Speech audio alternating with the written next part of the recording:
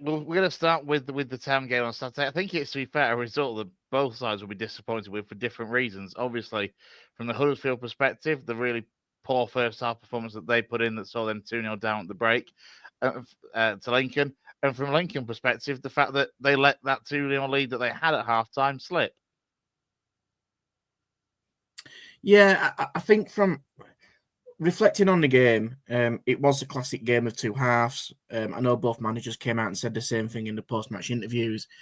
I'd argue that probably in terms of a season overall, Huddersfield were probably a little bit more disappointed. I think on the day yourselves, Lincoln were probably a little bit more disappointed, having kind of thrown away that 2-goal lead after, probably dominating that first half. Let's be honest. I think, I'd even argue the first 5-10 minutes, Huddersfield did try and stamp the authority on the game, but Lincoln held out really well, were really stubborn. They looked toothless, if I'm being honest, to Town in that first half.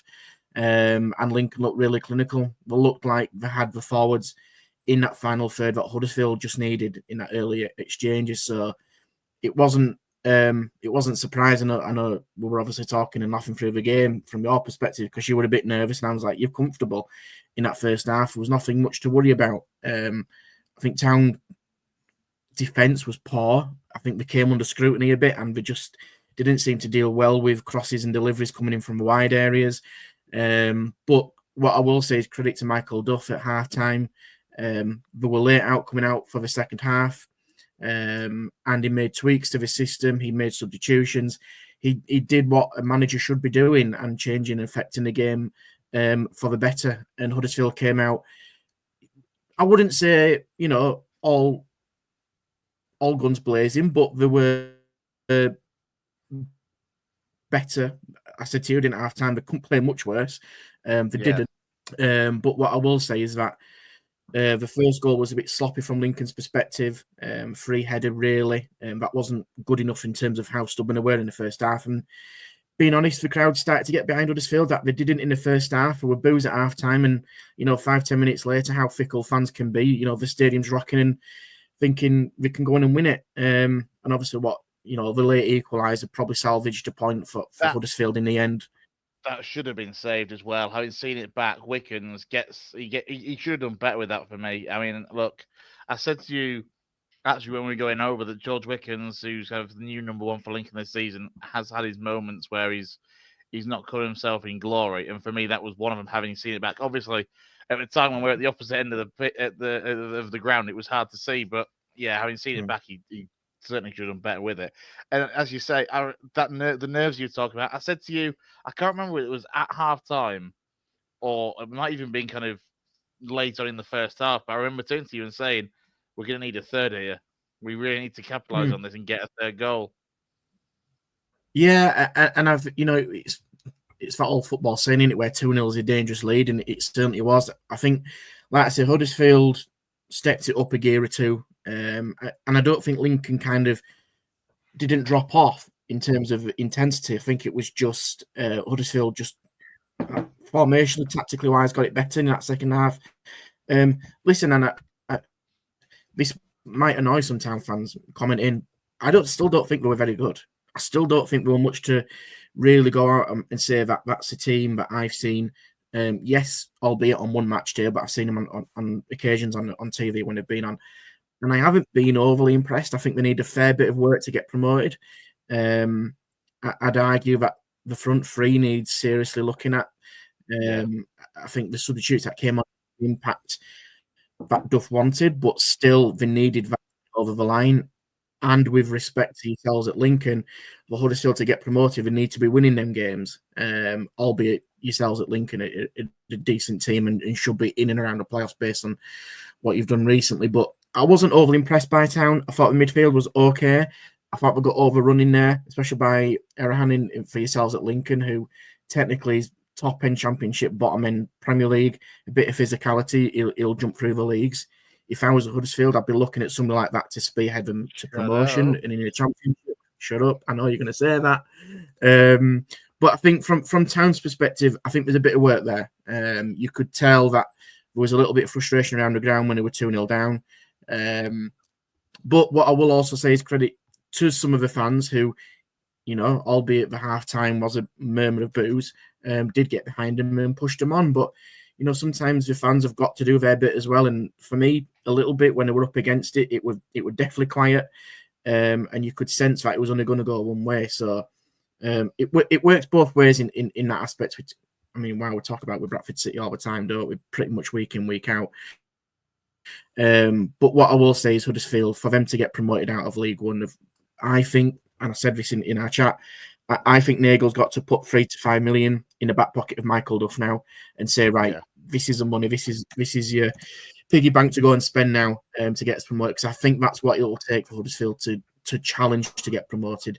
Otherwise, there's too much quality in that league. And having seen what's on offer, albeit yourselves at Lincoln, who are, kind of knocking on that door of the playoffs, they've got a little bit of work to do for me. Yeah, question for you both, really. You've kind of covered it, Lou. Talking of promotion prospects.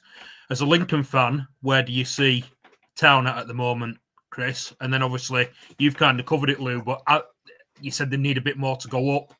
But are they a playoff team? Can they get in that top 6 without that and then see where they get from there? Either of you to go first, I don't mind. Probably it, I think. But to be fair, we came away, didn't we, Lou, really kind of thinking that's two sides that will be in and around the playoffs, somewhere between that kind of third and probably 8th or 9th, depending on, because it's that tight really with the amount of sides that are gunning for the playoff places this season. Beforehand, we also had the same thought that because Lincoln fans all season long have been bemoaning the same thing that Town fans have in terms of striker, like there isn't what you class as a natural goal scorer. And actually, to be fair to likes of Calamatri and Ben House, which was a welcome return for him, we did look a little bit better up front than I had expected from what I'd seen like in the week against Charlton, the Saturday before against Morecambe in the Cup on Tuesday night as well. I'll be honest, I kind of would stick with unless the investment is there, and as I say, the key thing is strikers for Huddersfield especially. I suspect it's kind of, as I said on our season preview, that I could see both sides either just in or just out of the playoffs. To be honest, I think it's going to be there's a lot of sides because there isn't the really big sides that there have been in League One over the last few years. Your Sheffield Wednesdays, your Derbys, your Sunderlands, etc. I think there's more sides that are looking at this season as a real opportunity to make the playoffs, go for the top 2, depending on how Birmingham whether they continue to build or fall away a little bit. And I think because of that, it's going to make it that bit harder for the likes of Lincoln and Huddersfield to guarantee anything. You can never guarantee anything in football, but to guarantee coming close to the playoffs, I think there's more sides that are going to be going for it. I don't know what you think, Lou. Yeah, I tend to agree. I think for me, Lincoln looked like a team that will be pushing for the playoffs. I think depending if they can get a couple bits of quality, probably in the wider areas, they can probably stand a chance of doing that. In terms of our teams in our region, like of Huddersfield, I was surprised how vulnerable they looked from crosses, bearing in mind they had a 3 at the back and 2 wing backs, and arguably 2 wing backs that started, Turton and Ruffles, are more defensive minded, and obviously changed that. I think you look in the centre midfield, Herbie Kane was okay, wasn't outstanding. Kasuma looked busy without really threatening, and I think for me that showed with Lincoln. They were allowing him to give plenty of space because he wasn't really kind of penetrating that final third really for Huddersfield. Ben Miles was kind of floating around area, probably was a bit more of a nuisance than the other two. Danny Ward for me was anonymous, and Karoma looked threatening. So I think from a Huddersfield perspective, like I said, I think if you put that money, in Michael Duff's hand right now, who do you go for? I think you need to strengthen your wider areas, probably similar to Lincoln. You kind of your right and your left in terms of a front three. I thought Callum Marshall did fine. I think Callum Marshall's not bad striker for that level. Having seen him live, looked really busy, pacey, a nuisance. Pretty much what Cadamarchi did for Lincoln. Probably a little bit above in terms of ability-wise. You could see that in terms of his technical ability on the ball. But I think they probably need a little bit of. I know Tom Lees obviously was out potentially a bit of cover at the back, 2 wide areas, and maybe a striker. I think if you plug them gaps from what I've seen, which it sounds a lot, and I don't think you're going to get all of them in January at all. I think they're probably likely to maybe get 2 if they're lucky. Then they stand a chance. But for me, when you're up against the likes of, I mean, nobody'd have had Wickham, but you look at how where they're doing, Birmingham, Wrexham, Stockport, that's the calibre you've got to be at. And at the moment, that table's suggesting they are thereabouts, but there's a difference between thereabouts and pretty much nailed on promotion, and they've got to take that next step up for me. And based on what you've just said there, Lou, talking about what he's mentioned, sort of 4 or 5 positions there that they could do with upgrading on, you can see why we're saying that money needs to be made available. I think that they have said they'll be spending money in January, haven't they? I think Michael Duff's come out and said that since the game on Saturday. But what I would say, based on what you guys have said as well about the crowd and the boos at half time, and then obviously getting behind them in the second half, from a guy who speaks with experience at City, if they're going to be a side that are on the verge of getting in the playoffs, that crowd sticking with them and creating the right atmosphere rather than the wrong atmosphere could make all the difference come the end of the season. Because when your crowd go with you and when your crowd are against you, it's those little bits that swing it either way. And if they are going to be on the precipice of the playoffs, then they need to stick with them to try and, make sure they get in them, really. That's just my opinion based on what you guys have said. The timing was massive, though, as well. Like, not a minute or 2 before they got that first goal. Remember, you turned to me, Lou, and said, if Lincoln can kind of keep things tight for the first 10, 15 minutes of the second half and kind of keep it at 2-0, then that crowd, that uneasiness probably would have crept back in. But as it was, we just let them back into the game far too early. 5 minutes into the second half, they got that first one. And then it was, as Lou said, the stadium then was kind of in good voice and got behind them. And it's interesting as well that you guys are saying, like you mentioned the crowd and you've both mentioned up front for Town. They're 2 things that Downsley's been banging on about for a while, aren't they? The atmosphere in the stadium and the lack of a striker. Yeah, the lack of a striker was, I'd say, that first half. I think as well from what we were saying. Yeah, sorry, I think from what we saw on Saturday.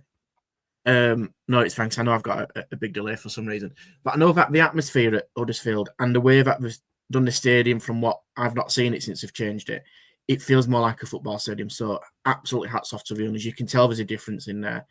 And when the crowd do get behind them, it was actually a really good atmosphere between both sets of fans, and you could tell there was something not on the line. It's probably going a bit too far, but there was something in it. It meant a little bit to both teams. At Huddersfield, they almost had a bit of a taste of blood, really, just to go. We've got 1 goal. We know that we're capable of getting another. So what it did make a difference for me. You could sense around the ground that they were confident they could go and get it, which, like you said, Gaz and Chris as well, that makes a big difference to a set of players, especially after what they were dished up in that first half, which wasn't acceptable, and it's not going to get them promoted. I think arguably, listen, I know you're trying to keep quiet about it, they're probably going to be disappointed with a penalty shout, having watched it back. It didn't look a penalty from where we were sat, but it, for me, quite clearly is. But at the end of the day, they still had the chances as well. They still had chances, it does feel, to go and win it, and so did Lincoln. I think, actually, on what we were saying on the day, and I said this to Chris, is that as well as Huddersfield did to try and get back into the game, I actually think Lincoln were their own worst enemies, simply because they just didn't manage the game when they should have done.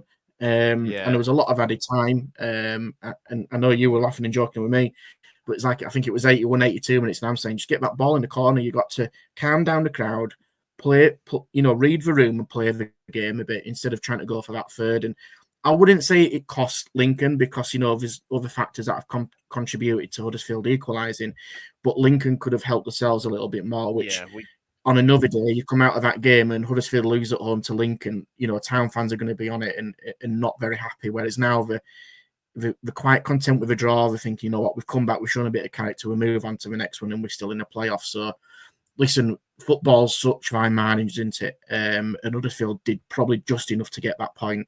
But like I mentioned, there's a lot more work to do for me to get them promoted into the Championship, and not only get promoted to the Championship, but to hold their own in that Championship as well. So obviously the penalty shout is a big thing, which kind of led me to have a look, because when we on the day, I'll say from where we were, he didn't seem to have too bad a game overall. That aside, having seen it kind of back. There's something new though with refereeing for this season, and that is that the pool of referees for League One, League Two, and the National League is all the same pool. So all the same referees in that pool. 1 week they can be refereeing a Braintree versus Woking, and then the next week they're suddenly doing a Huddersfield versus Lincoln. So I looked into this with Alan Young, the referee in particular. This season, he's refereed league games. He's managed 4 National League games, 3 League Two games, and then on Saturday was his 3rd League One game. How much of an impact do you think this kind of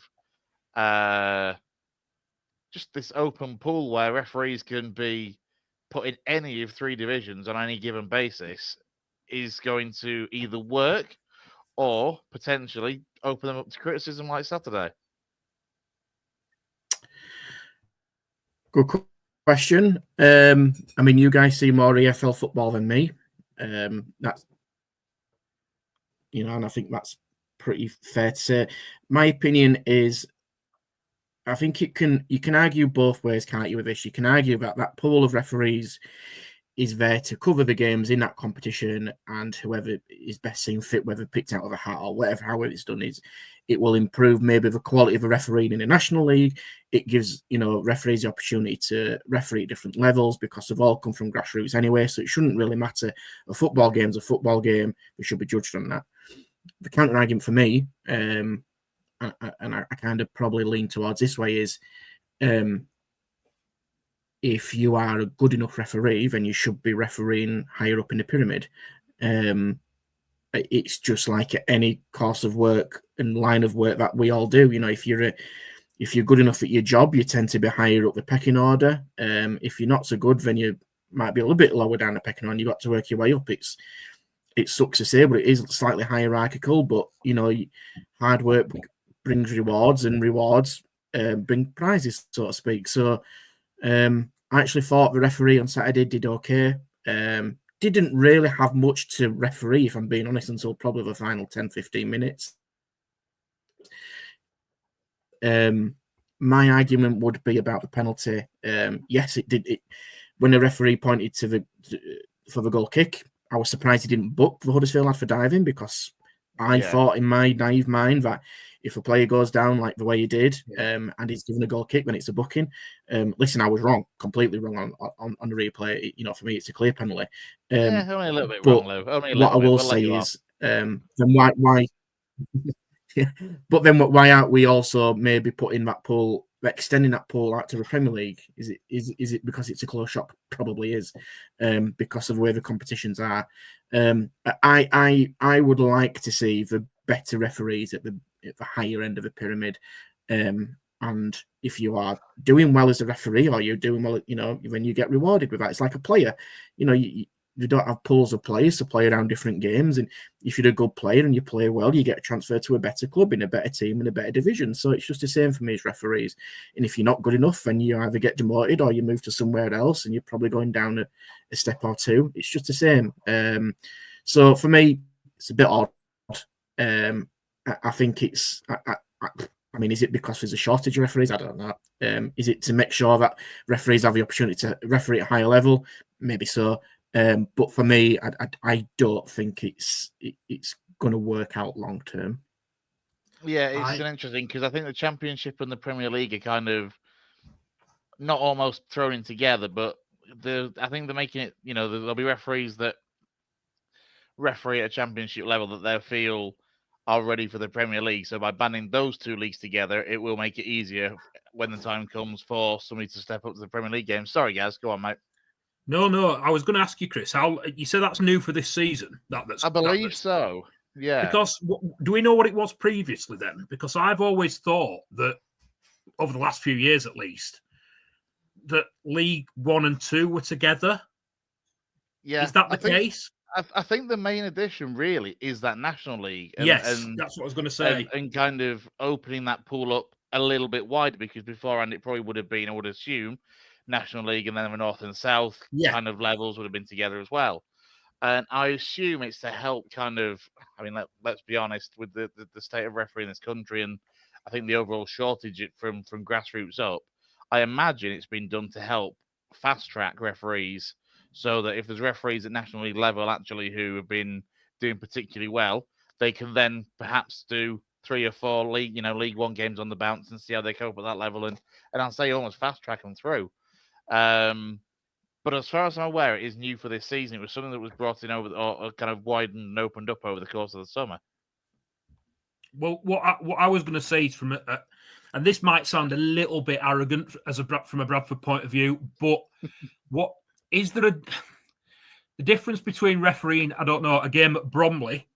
Is that really that different to refereeing a game at the top end of the conference or in a lot of conference stadiums compared to going to a Bradford in League One? Because we often complain at City that referees will come to Bradford and they will make a point of going against the crowd early doors to show we are not being influenced by the crowd here. And I think that kind of goes to an extent to clubs that are in Championship or League One as well. Yeah, well, this is the thing. This is the thing. There is a massive difference in stadium, and I appreciate we're digressing somewhat here, but there is a massive difference in grounds, in atmospheres of fans, of numbers of fans between your lower end National League games at clubs, again, meant with no disrespect whatsoever, though, but the likes of Wealdstone or Braintree, Cressing Road is not a particularly great or big ground, to be honest, when they don't get particularly big attendances. But again, this is where I don't know how it's picked. I don't know how the allocation works for deciding which referee is doing what.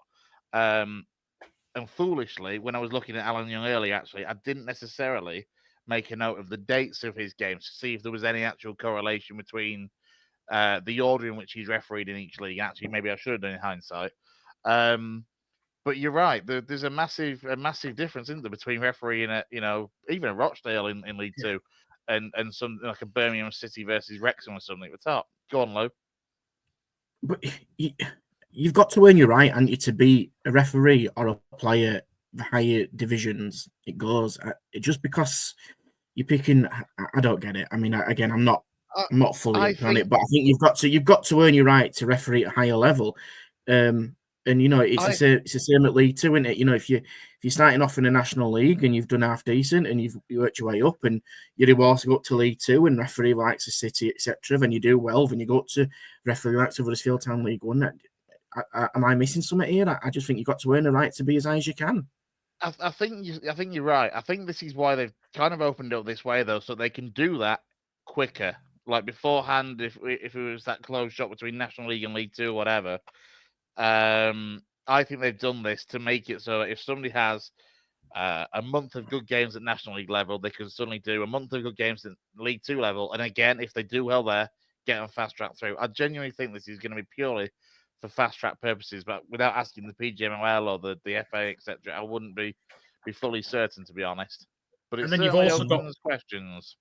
You've also got the argument of why should we have to put up with crap referees and teams higher up the pyramid get the better referees?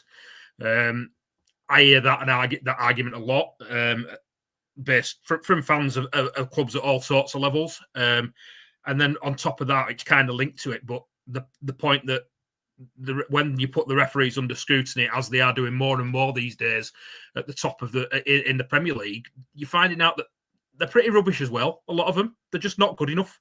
You see on Match of the Day every week that they're reviewing decisions. You'll have the people looking at the decision and saying, well, he got that wrong and he got that wrong, and why didn't VAR intervene there? And Howard Webb's now coming out on Mondays explaining why decisions. So it's not great at any level, is it? And then you get that leads you down the avenue of how do you improve the standard of refereeing as a whole? Do you try and entice ex-players into refereeing?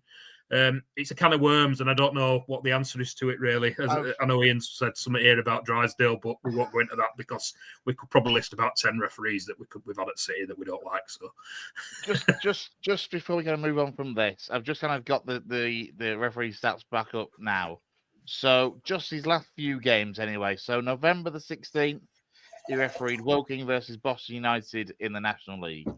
November the 23rd, he refereed Northampton versus Cambridge in League One. November the 26th, 3 days later, he was back in the National League doing Sutton United versus Solihull Moors. He then did Morecambe versus Grimsby in League Two on the 7th of December, and then did Huddersfield versus Lincoln in League One on December the 14th. So there's no necessarily logical pattern there. But Doesn't surprise me. that's what the stats say. I was waiting for this. I'll be honest. I said before we came on air that somebody would bring it up, so we'll cover it now. When I see the evidence and the proof that Monster spat on Helic, I will believe it. But there is no video evidence that is shown that suggests he spat. Like you cannot see anything come out of his mouth. So in my eyes, he said something clearly that Helic didn't like, because I say that was right in front of us actually late on, Lou, when Helic was down on the deck, gets back up and goes after Monsma. But there is absolutely no evidence that I've seen to suggest that he spat on him at all. As I say, if there is, I will hold my hands up and say I'm wrong. But until there is, you're innocent until proven guilty. And as I say, don't get me wrong, he's a wind-up merchant, is Monsma. He loves it. And the fact that Helic reacted the way he did clearly suggests he said something, and in the aftermath afterwards. But there's no evidence that he spat, not at all. Yeah, I mean, to be fair, I didn't really see much of it. I know it was kind of saying in front of us. I was kind of waiting. I was almost looking where the corner were being taken in the corner, and then it kind of all happened in front of us. I think what doesn't. I mean, listen, I don't know what's happened. Obviously, I'm sure we'll be going through replays and video footage to see if it's out there. I think what hurt Lincoln fans is that Helic was down holding his face, because obviously, got a cut to his face, and then all of a sudden he's jumped straight back up and he's in the face of others. Yeah. I mean, obviously, what's happened after is a bit of an incident in the middle of the penalty box. I mean, it's one of those, isn't it? I don't know how to say it, because obviously I don't know what's happened, but from a Lincoln perspective, it's worked because they've not scored from the corner in the last minute. So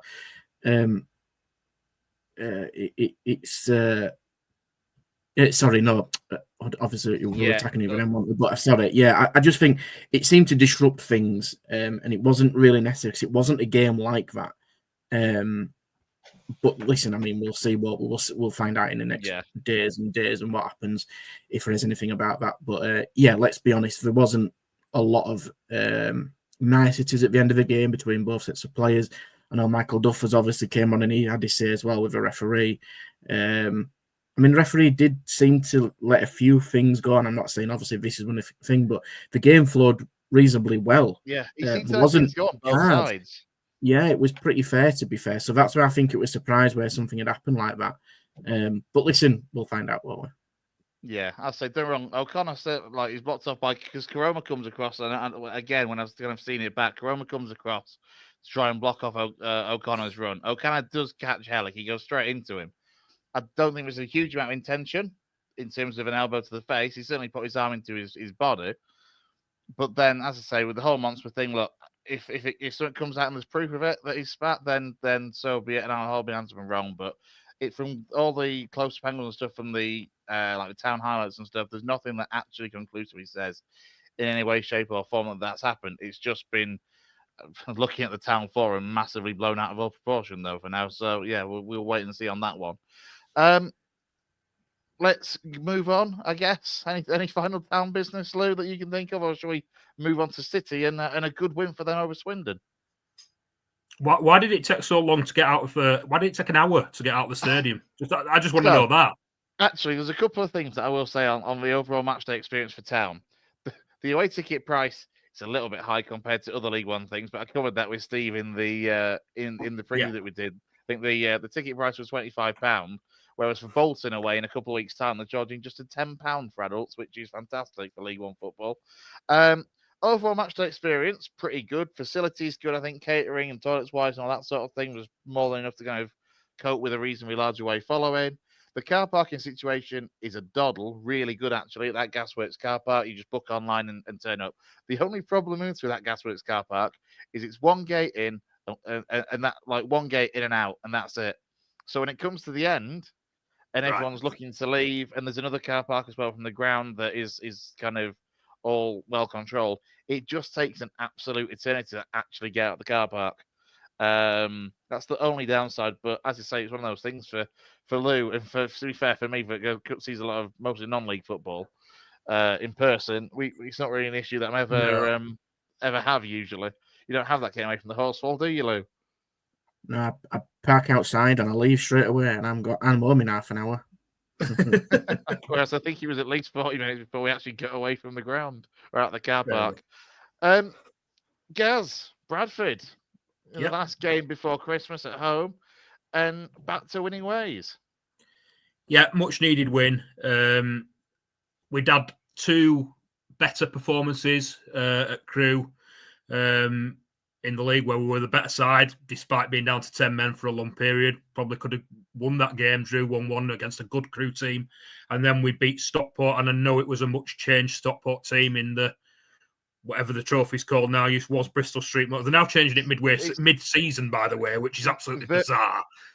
Second season running, they've done this. Second season, again, I made this point to, I can't remember why, I made this point to Stephen last week. If you remember last season, it started as the Papa John's Trophy, and at some point mid-competition changed to the Bristol Street Motors Trophy. This season, it started as the Bristol Street Motors Trophy, and it's already changed to the Virtue Motors Trophy. Yeah, which is an umbrella company, I believe. Is that what they've done? Something like that, yeah. Anyway, we put in a good performance at Stockport and deserved to beat a League One side, like I say, albeit that they'd made a lot of changes. And then kind of we were expecting it to, we were hoping that it would carry on into the league on Saturday, because I think we were without a win in 6 or 7 league games, something like that. Obviously, Swindon struggling down near the bottom of the league, I think the 3rd bottom. But Swindon had 2 wins of their own. They'd won in the league and they'd won in the trophy themselves, so they were kind of like hoping to again build on their wins themselves. 2 wins each, but we were the better side in what I would say was a pretty poor game, to be honest. It wasn't as bad as the Barrow game, which was absolutely dreadful. The standard was a little bit better, but it wasn't great. There weren't many chances on goal for either side. I think Sam Walker could have had his feet up all afternoon. He's had nothing to do whatsoever. I think he tipped one thing over the bar in the first half, which is a free kick crossed into the box, and it kind of just stops it dipping in over his head. But other than that, he's had absolutely nothing to do. We've not created much ourselves.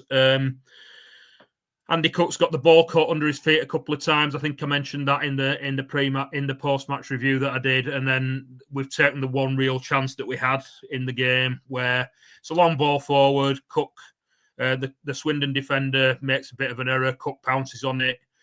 Kavanagh gets a chance that he kind of hits the keeper with, and then follows it up for the rebound and puts it into the goal. And it's the only real chance of the game. Other than that, like I say, Cook got the ball stuck under his feet a couple of times, Poynton had a cross shot in the second half that nobody capitalised on the back post. But we look better than we have done. It was good to get the monkey off our back in regard to a league win. The side is starting to get players back, which I've said has to result in an improvement in league performances, because the gap was starting to get bigger between the playoffs and us, let alone the Autos and us. We now appear to be coming out of the injury problems that we've had, although Corey Evans and Jay Ben both went off on Saturday. I don't think they think that either of them are serious. I think Jay Ben's got a bruised foot, but he should be back in training this week. And Corey Evans, who was really, really good at Stockport and kind of picked up where he left off on Saturday a little bit, felt his calf and he's going for a scan. But I think Simon Parker said this afternoon, the club have said he's going for a scan, but they're hopeful that it's nothing serious. We need Corey Evans to be playing the way that he did on Saturday and the way that he did at Stockport, particularly while Alex Patterson's out, because Alex Patterson is suspended after his red card at Crewe. Other than that, I think Bernie's now back from suspension after Saturday. It was his last game of his ban. So we're getting players back, and we need to carry on where we've left off with these last 3 performances, because We've got tough games coming up against Notts County away on Saturday, and then Port Vale and Chesterfield at home over Christmas, which should really show where we're at, Chris. In terms of a playoff side, are we capable? I think we are capable, but we need to show it over these next 3 games. As Ian's just said, does it kind of feel like there is now genuine competition for places now that players have come back, because of the fact that you've been blighted pretty much since the start of the season with injuries in key positions that have meant that you haven't had competition? It's just been whoever's fit, in you go. Yeah, it's been a real problem, and I think people have to remember that when they've seen that we've struggled for form. The problem's been that the injuries have all been in the same positions. At one point, it was centre-backs, then it's been central midfielders. We had 2 fit centre-backs, and now we're in a position where Diabate isn't even making the bench at the moment. So we have got cover there now that we've not had before. It's good to have Baldwin back. Kelly is now, Kieran Kelly is now back. I think he played an hour at Stockport and was on the bench on Saturday, so that's good competition for Jack Shepherd at the left-hand side of the back 3. Like I said, the issue probably now is midfield. Although we have Walker and Oduor, who neither of them started on Saturday. Walker was on the bench. Oduor didn't even make the bench. Obviously, Patterson is out and Corey Evans could be out. But there is competition for places, which is really good. And we need to kick on and show that we have the ability in the squad to make the playoffs, because that is the aim at the end of the day.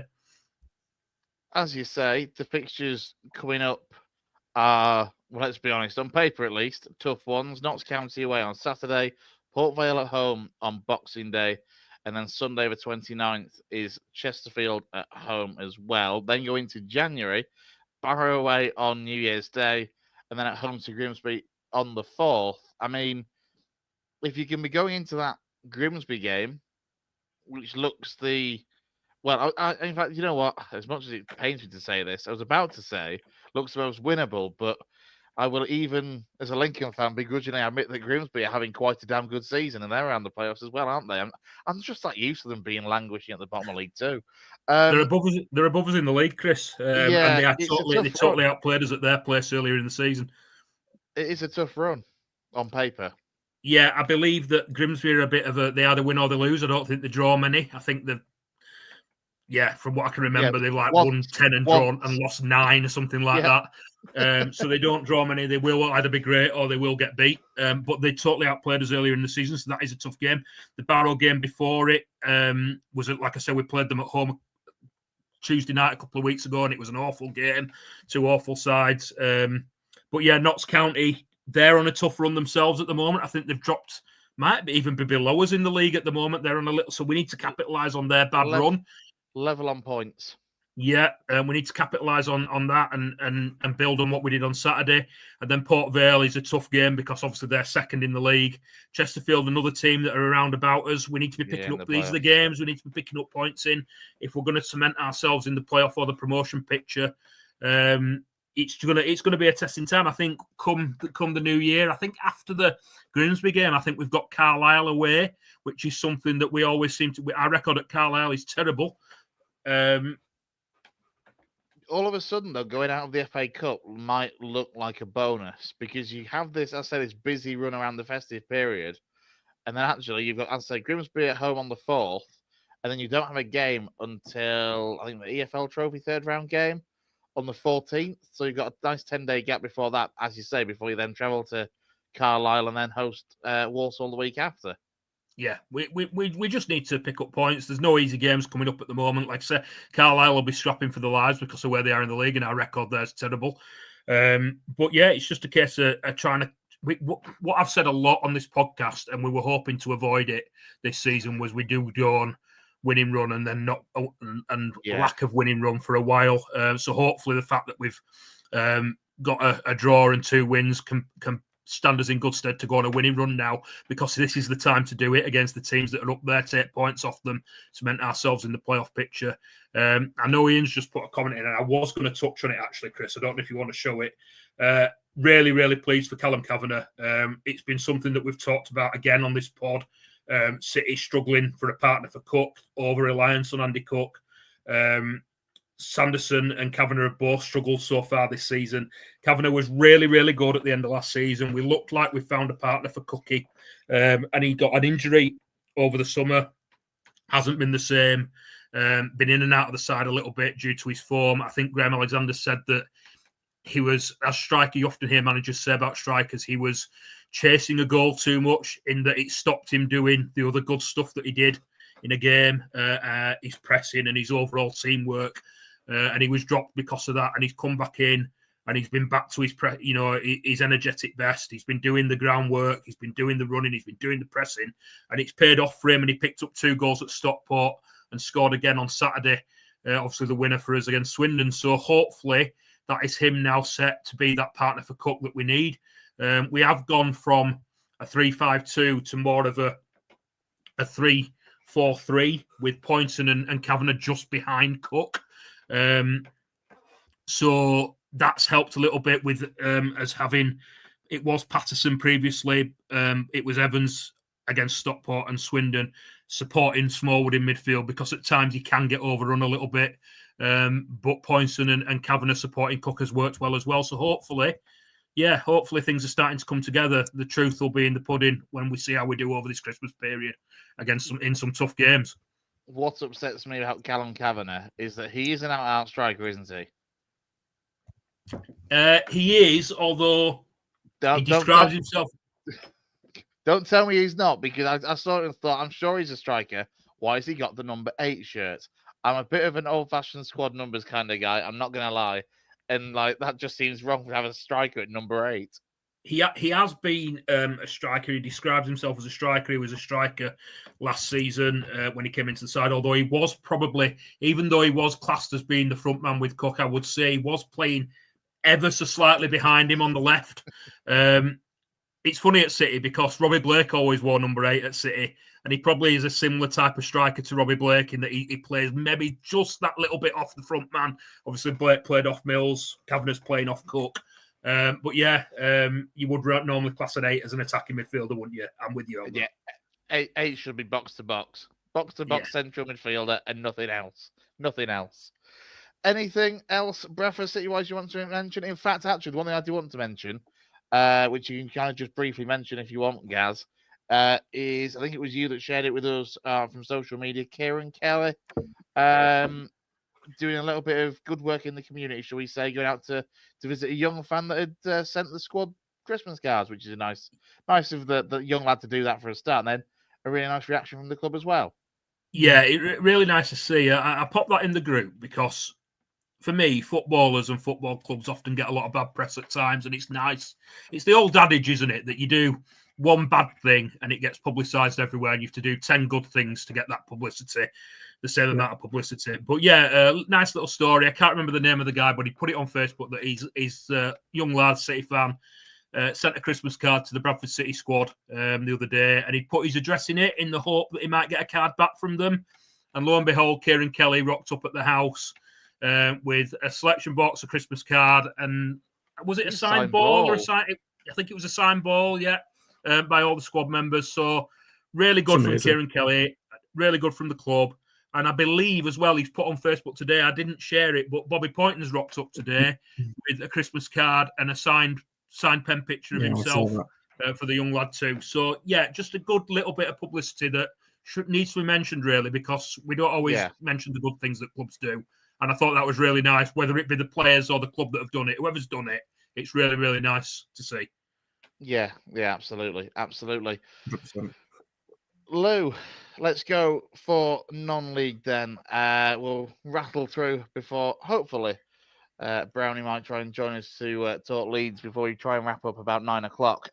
Non-league then, a busy one as always, and starting at the top with an absolute corker of a game for FC Halifax Town, and a great win for them on the road by 4-3.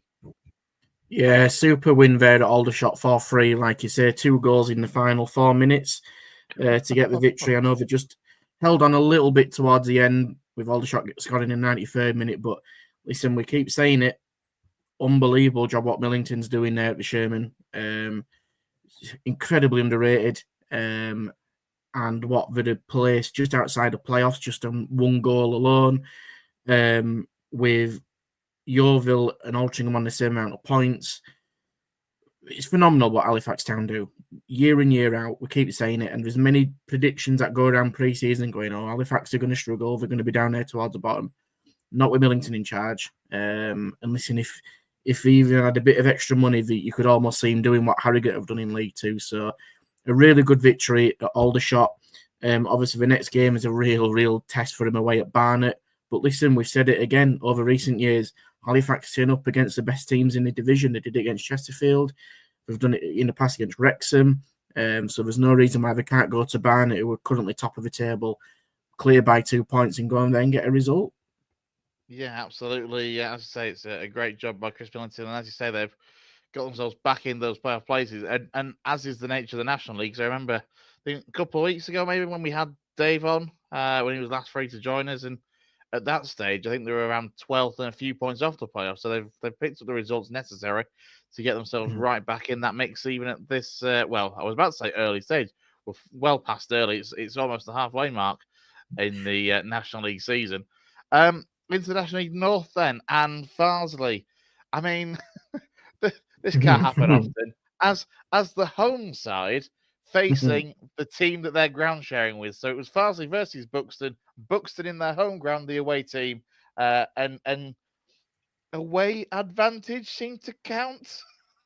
Yeah, I think that's one of the strangest fixtures we may have seen this weekend, where Buxton's home is lent out to Farsley to play, so they're the away team. Buxton fans have to turn up and pay on the gate, even though they've got a season ticket for their team at that stadium. Oh, But they've got to pay admission prices, and probably outnumbered the Farsley fans, probably about 3-4 to 1, and picked up a victory. So yeah, I mean, wow, it sums it up. But on the plus side, for an away day, that's the easiest away day you'll ever have in your life. Absolutely, it's more of a pain in the backside for Farsley at home games. So, yeah, Farsley suffered in 2-1 defeat to Buxton. There's no hiding the fact they're in a bit of a battle. Only won once in 9, and unfortunately, they just seem to be on the end of some, results at the moment. And yes, the deficit isn't as great as it has been against the likes of Oxford and South Shields, but still, it's another defeat. They haven't won in the last 5. And they've got to go play Gateshead in that rearranged fixture in the trophy as well. But one thing I did want to say is that Lewis Turner, who unfortunately did suffer that, I think, was suspected cardiac arrest at Gateshead, has put a statement out tonight on his own social media. I won't go through it word for word, but basically saying after a really tough week, he's now back home with his family, which is amazing to hear. He can't thank the medical staff and paramedics enough. Performed CPR and basically saved his life. He's overwhelmed with all the support he's received from players and staff and all the messages he's got. And he just ends it. There's still a long way to go to find out the cause of it, but for now it's time to rest up, recover, and enjoy my little boy's first Christmas. Listen, we all moan and groan about football referees' decisions, whether our team's going to get promoted, relegated, and whatever.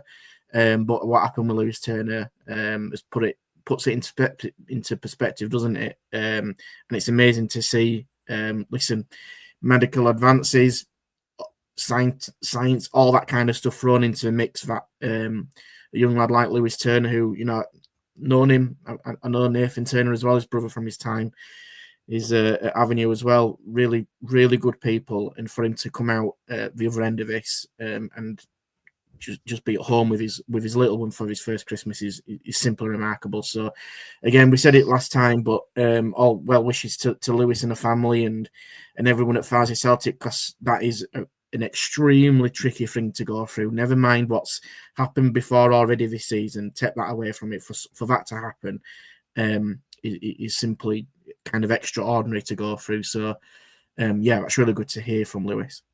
Yeah, absolutely. It's always, just scary, isn't it, when you hear of footballers who are obviously so fit on the on the face of it as what they do day in day out as athletes as well. And obviously Lewis is just 32-year-old as well to have stuff like that, and obviously well known around the Yorkshire region, having been a Leeds United youngster as well as a kid when he came through. So yeah, we obviously wish him all the very, very best.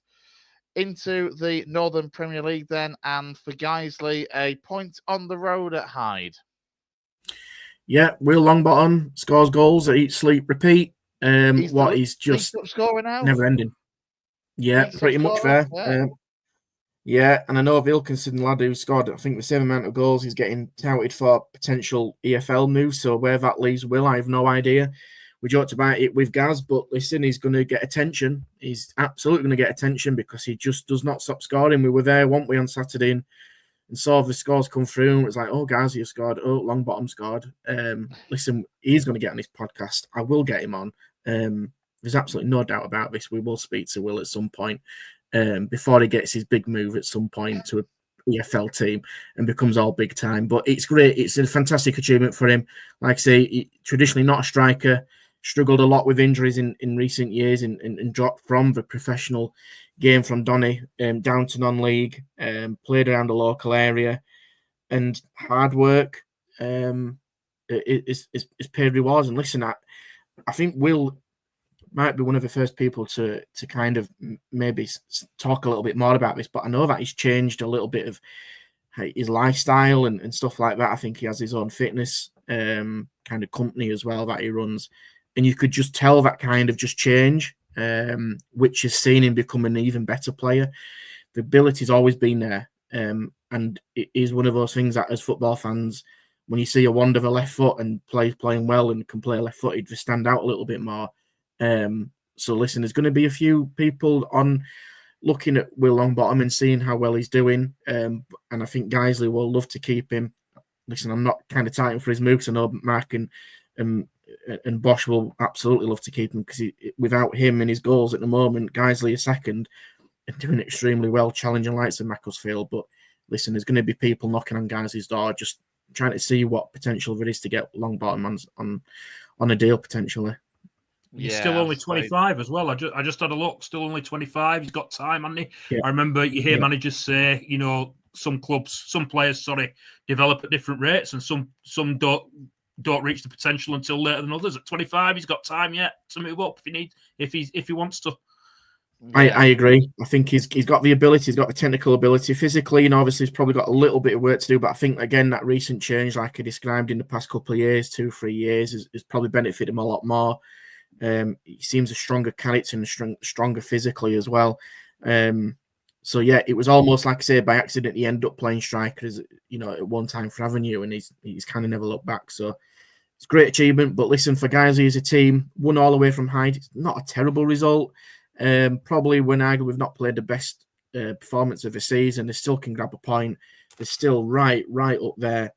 Probably unlikely to get first with Macclesfield doing what we're doing this season, but I mean, it's a phenomenal story, and they've still got a couple of players out injured as well. So, Guiseley will, they've got, quite again like everybody else, a busy festive period. But come January and knowing how Mark and Danny kind of work with their squads in a real tight unit and try and get the odd loan here and there as well, it will be absolutely no surprise to see guys in the playoffs and just carry on that momentum. Yeah, as it stands, as you mentioned, they are currently second, 2 points ahead of Worksop, but 13 points behind league leaders Macclesfield, managed by Robbie Savage, and Macclesfield with a game in hand. So it will be very difficult to catch Macclesfield for that top spot, but you never know. Into the MPL East, and we'll start with Friday night's game. You and I were there up at the Horsfall, Lewis, for Bradford Park Avenue against Bridlington, and a good win.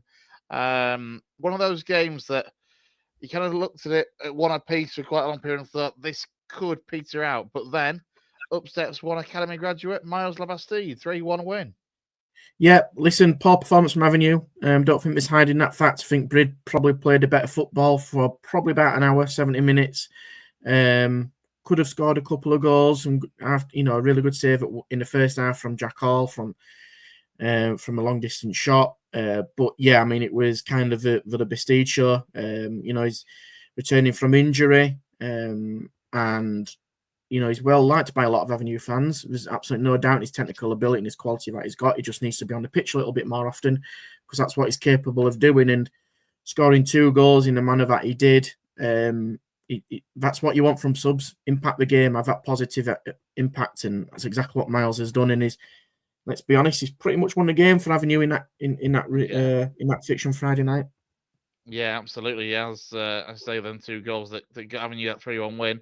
Also on Friday night, Emily, they made the trip over to Cleethorpes in the battle of first versus second. Sadly for Emily, it was a 2-0 defeat to Cleethorpes. Yeah, I think again, squad depth is hitting Emily a lot at the moment. They had a phenomenal start to the season.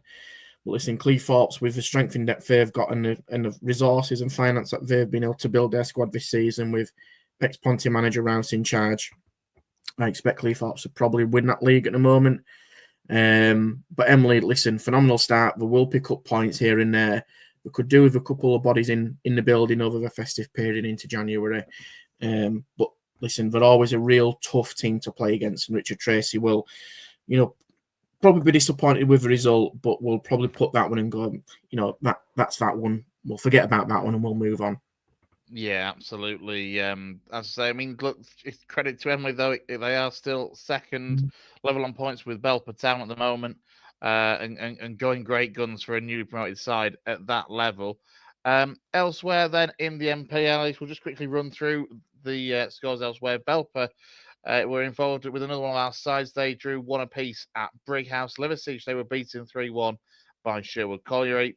And then a derby, or one of our many West Yorkshire derbies in the MPL East over the course of the season. Lewis Ossett, though, were beaten 3-0 by Garforth. Yeah, big win for Paul Marshall's team. Listen, been with each other a long, long time, that team. And I know James Warshaw at Ossett, who host Avenue tomorrow night on Tuesday at Ingfield, he's starting to build his own squad. So it was a bit of a new versus old team, so to speak. And that team who's been with each other and very solid is a massive unit, have done the job there. And Ossett have picked up a couple of half decent results, so they'll be disappointed about one. But Garforth on the day can absolutely beat anybody in this division. And I watched the highlights. It could have been a lot more than 3-0, to be fair. So probably disappointing from Ossett's perspective to lose like that. But for Garforth, they're really looking to climb the table a bit more now. Yeah, absolutely. At the only other game in the MPL East involving our side with Pontefract, they were beaten, sadly at home, 3-1 by Newton Aycliffe. Into we'll start actually, Lewis, with the FA Vars, the third round game that was involving one of our sides in Silsden AFC. They were away at West Didsbury and Chorlton, and sadly exited the competition with a reasonably heavy defeat for Matt Kavanagh's side. Yeah, unfortunately so. They suffered defeat there in the FA Cup as well. But listen, I think West Didsbury and Chorlton have recruited extremely well. I know they've got the likes of Andy Briggs, who people will know from Steeton and Bury. He's gone there as well, and they're building a really strong setup there. So, listen, it's a heavy defeat. They'll be obviously disappointed with that, will Silsden, but the silver lining is where they are in the league, and their sole focus will simply be on promotion now. Yeah, so it was West Didsbury and Chorlton winning by 5-1 in that game in the FA Vars. Into the NCL Premier, and speaking of 5-1s, Eccleshill versus Thackley, a real Bradford derby. That one very close geographically, those two. Thackley, the away side, coming out on top by 5-1, Lewis.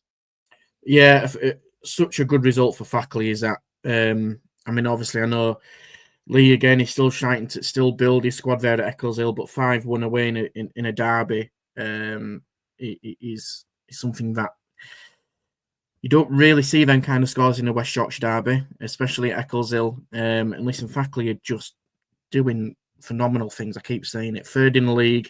Yes, I've played a game or two more than others, but to be on 44 points, 5 points below Golker and Silsden, looking upwards. I mean, on the shoulder, likes of Beverley, 5 points. They're in such a good position of Thackley. And they just probably want to just keep that momentum going because they slipped away a little bit last year. And all they need to do now is just keep doing what they're doing. And, listen, they could stand a real chance of being a dark horse in this league now.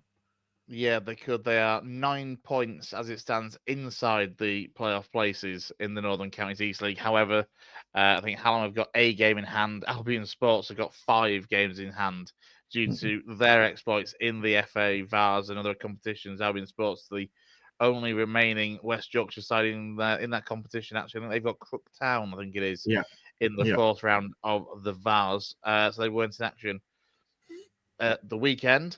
Looked Elsewhere, good when we were there, didn't they, Thackley? They looked very good when we were there. Yeah, they're on the obviously they were beaten by Silverstone, weren't they? But as you say, they certainly showed a lot about themselves. Did Dackley. So yeah, so going very, very well.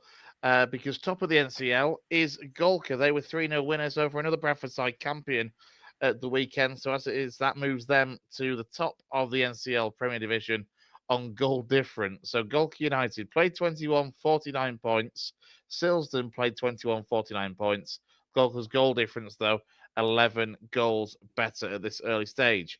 Elsewhere in the NCL, Frickley were beaten 1-0 at home to Tadcaster Albion, and Penistone Church, they were held to a goalless draw away at Winston Rangers. Into the NCL Division 1, and Ilkley, they drew 1-1 away at Selby Town. Nostell Miners Welfare also drew 1-1, this time at home to Louth Town. South Leeds, they got a good win over Harrogate Railway by 4-2. Glassalton Welfare, they were beaten at Swallow Nest by 2-1. And what else have we got? Yorkshire Amateur, they also drew 1 apiece against Maltby Main.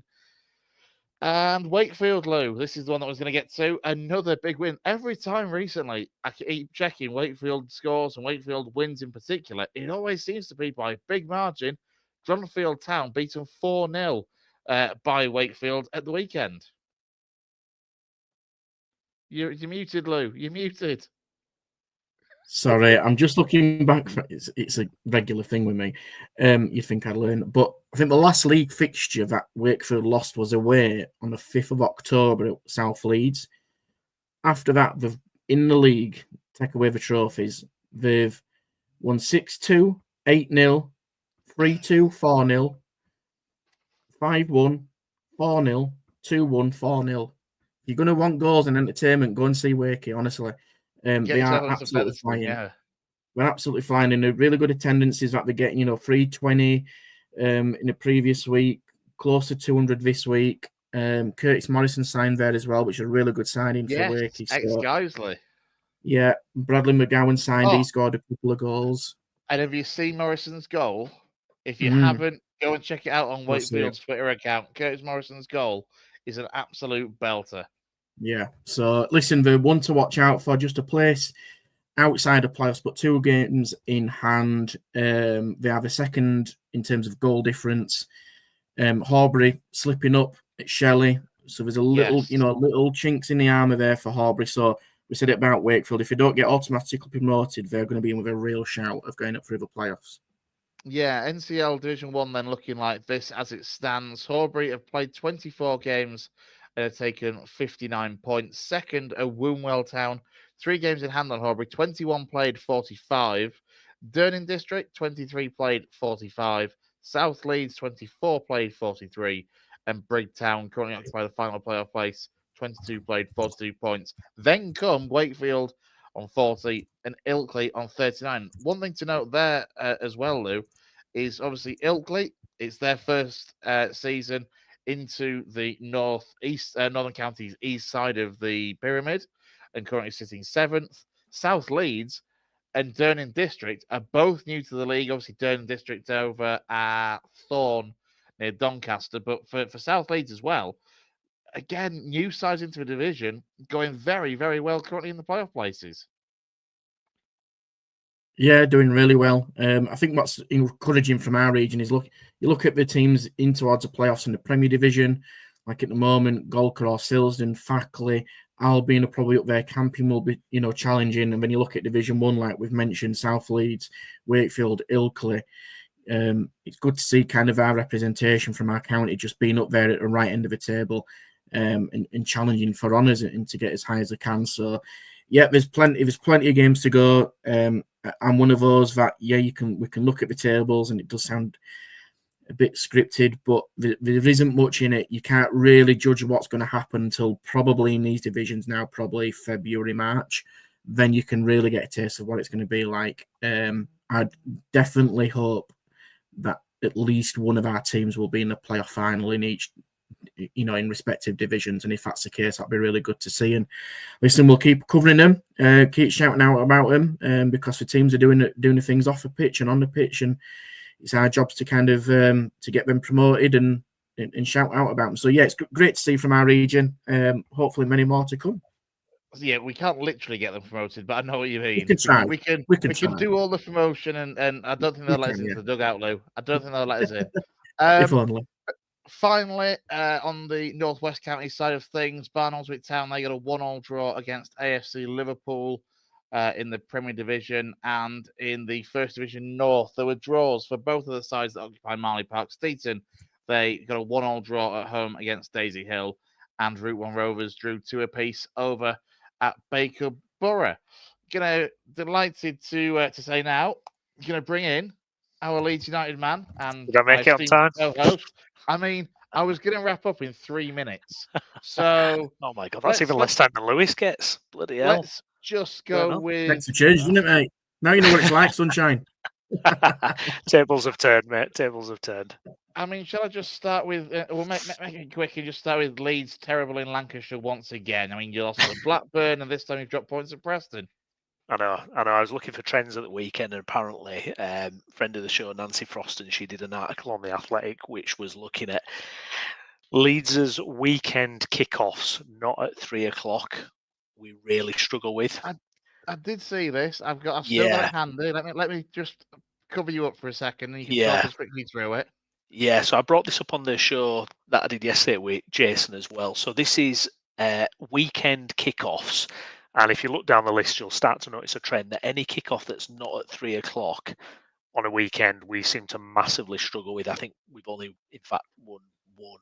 So it seems like a real weak point. Obviously, the new Sky deal with the different kickoff times, etc., means it's going to happen all season. So, it just is what it is. We can't, The best thing about this, though, is that you can't even bang on about the fact, it's just because we've been moved for telly because we're Leeds are massive, because lots of teams are being moved for the telly. Exactly. It's everyone, isn't it? I know it's like 20, 25 games to choose from every time, isn't it? To be fair, it's given me a chance to see Lincoln a few times this season because they've been moved to half-12 for... Well, there's obviously usually they wouldn't. So there's benefits to this deal. I'm going to say you probably haven't watched Lincoln for years, have you? not as much, to be fair. Not as much. Yeah, with the commitments, not as much as I have this time round. But obviously for Leeds, as you say, it's having an impact. It seems. Do they just need to get up earlier? I think so. I think that might be what it is. Just set the alarm clock a little bit earlier and just, come on, get a Mackie D's breakfast down here and go for it. But yeah, look, it's not an excuse. We should be going to Preston and we should be doing better than what we did. I made the point to Jayson yesterday. I just thought the first half an hour killed us. You just can't turn up and play that way and expect to get away with it at championship level. Again, it's one chance and we've conceded, and then you're chasing the game. Poor defensively, I think Lewis, who's just disappeared, he's has made points. He's had to get off. Has made points before about us defensively, and the fact that we don't look quite concrete there. I've been watching some other content around Leeds. I think there's been some good points made about the fact that handbrake's on a little bit away from home. The handbrake's on, whereas at home we just seem to kind of be in a state where we can just go out and play our stuff. There doesn't seem to be that level of confidence away from home, whether that's instructional from the manager or what, I don't know. But I was about to say, how much do you think of that is from Barker, or how much of that actually is just, and let's be honest, it happens to a lot of teams that they are just that naturally you've got to have that little bit more caution away from home because home sides are always expected to go out and attack.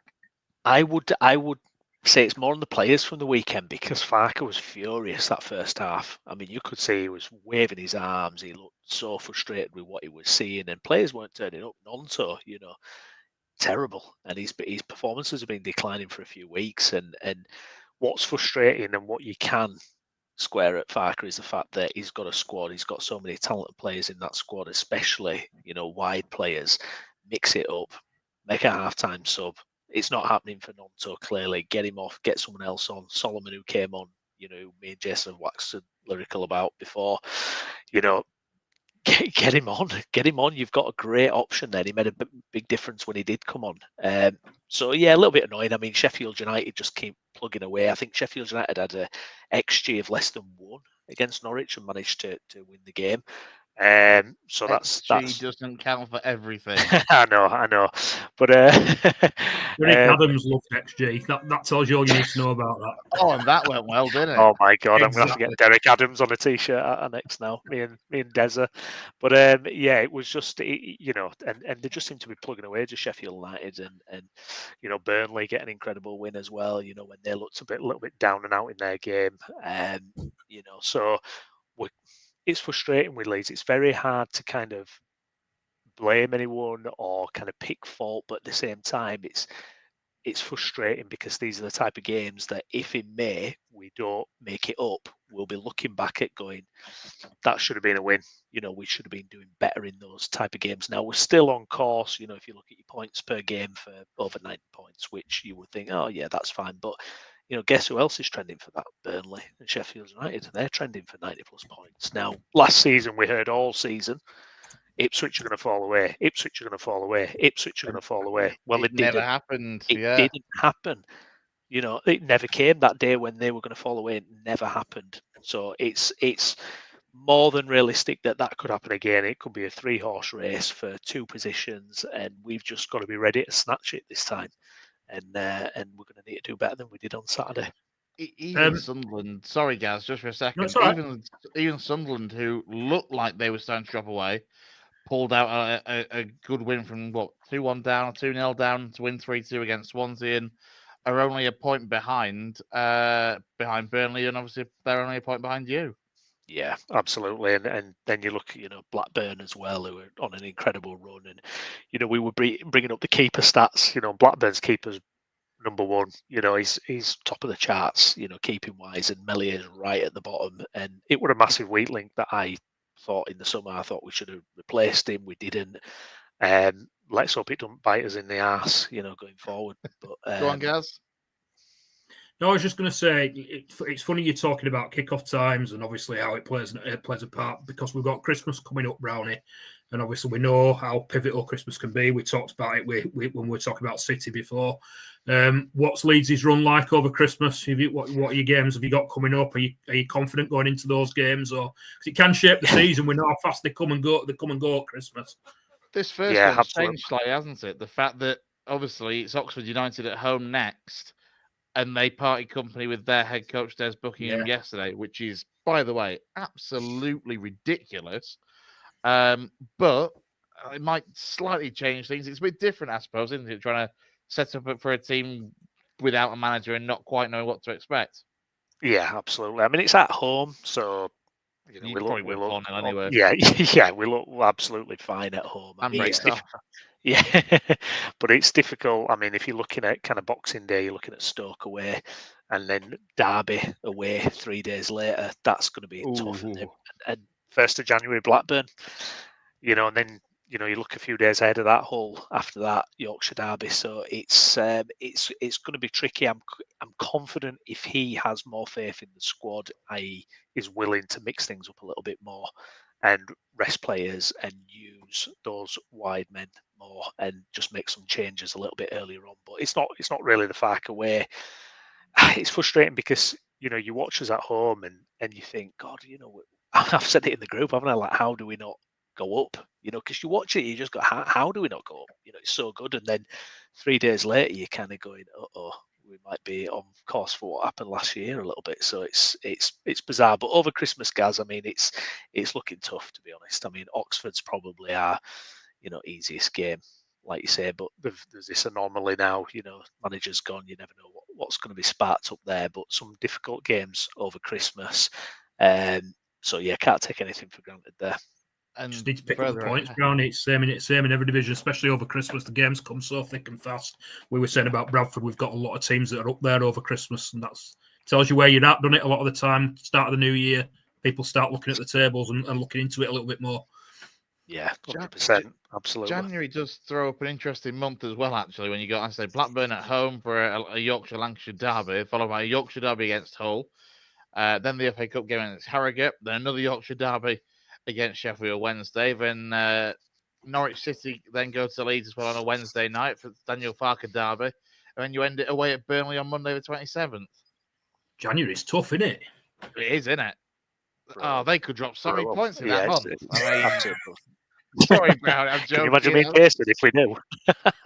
Me and Jayson are going to shut up shop. I think we're going to close it down. Forget it. But yeah, I don't know. It's. I mean, there's also the January transfer window as well. Will we do anything? Yes. We don't tend to do much really. That has cost us in the past. With even when we were in the Premier League, it was we've made mistakes in January. So we'll have to see. But yeah, you can feel that tension just ramping up a little bit with results like at the weekend. Surely things have to be in place and plans have to be in place behind the scenes for Leeds and for Daniel Farke to be able to go and strengthen that squad and get in some players that he wants to. Because as I say, you can't make the mistakes of last January in particular.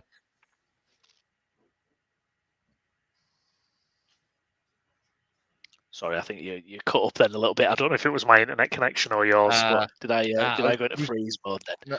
No, I was just saying the January window. It's big. They've got to have things in place already, surely, for targets and who they want to get into.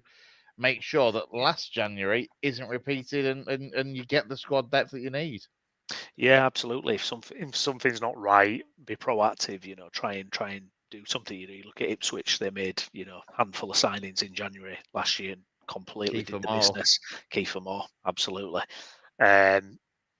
So I think the thing with Daniel Farke as well, what it is, everything's very calm, everything's very settled, everything's kind of measured and kind of and we play the game that way. Leeds play like that, and it's sometimes you need a bit of blood and thunder. I think sometimes you need a little bit up and at 'em, and let's force this a little bit more. That's the away performances. That could be our strategy in January, but we've really got to grab the bull by the horns this year. We have to do this year. Absolutely. Any final Leeds thoughts before we wrap up? I appreciate it's been a fleeting visit for you, Brownie, but all the same. Yeah, no, just look.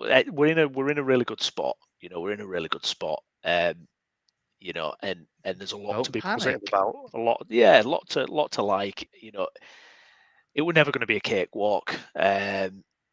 So it's Leeds United, isn't it? So you just carry on, don't you? Really.